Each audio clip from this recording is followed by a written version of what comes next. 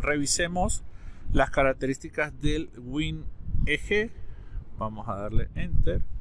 Voy a fijar la estación para poderlo ver con mayor facilidad.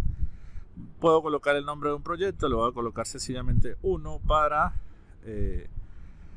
trabajar, y podemos ver que tenemos un ambiente gráfico, un ambiente para colocar el nombre del punto, la altura del prisma, si nosotros queremos medir distancia o ángulos, para mantener el ángulo horizontal o para setear precisamente cuál sería el ángulo horizontal a trabajar. En la parte inferior nos dice cuál es el ángulo horizontal que tiene la estación actualmente, el ángulo vertical, opciones o herramientas de visualización y los distintos menús, que sería, por ejemplo, el menú File, en donde puedo abrir un nuevo trabajo, crear un nuevo trabajo, abrir uno, salvarlo, importar coordenadas, ¿sí?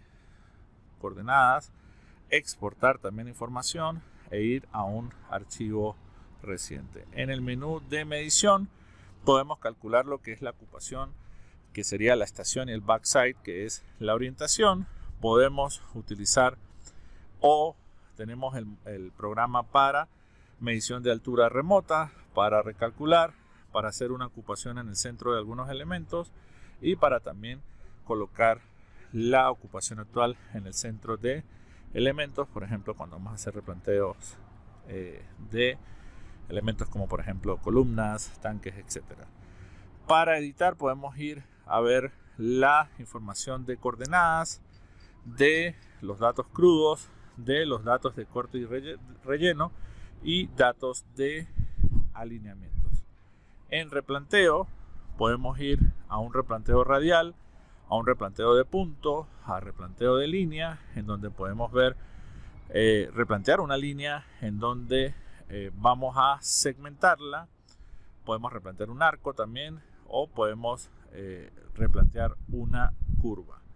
En replanteo de planos podemos replantear lo que sería una pendiente, el replanteo de un plano definido por 3 puntos, un plano y un arco, y también para lo que sería la parte de carreteras. En herramientas tenemos el cálculo de geometría o el COGO, que esto se va a repetir en todos los programas que vamos a ver. Tenemos intersección, resección, intersección lineal, intersección angular, distancia vertical de puntos, radiación, tenemos la huella perpendicular de un punto hacia una línea, la distancia de un punto hacia la línea, la intersección de dos líneas, punto a línea y puntos simétricos con respecto a una línea. ¿Qué es lo interesante de estos programas? Que por ejemplo si yo presiono uno, él me da la información gráfica de lo que yo voy a calcular.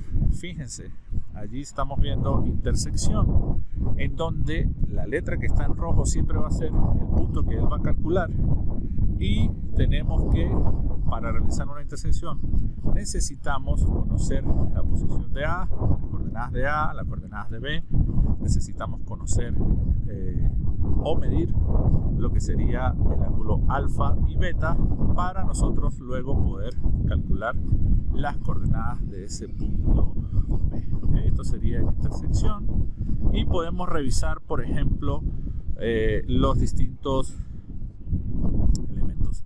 Vamos a ver los más utilizados.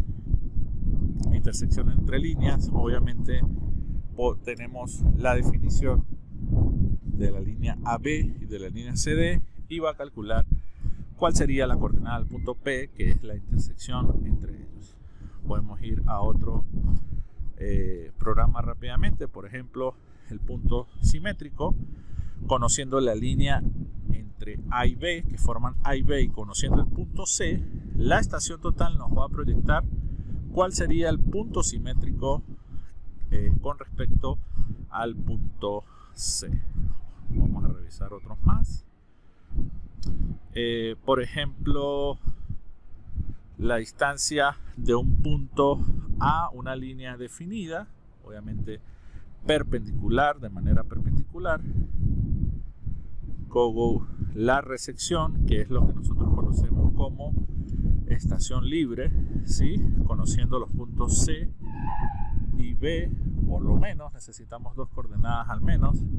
Lo ideal es que tengamos más coordenadas, pero recuerden que el resultado de la resección depende directamente de la calidad de las coordenadas de los puntos que estamos utilizando.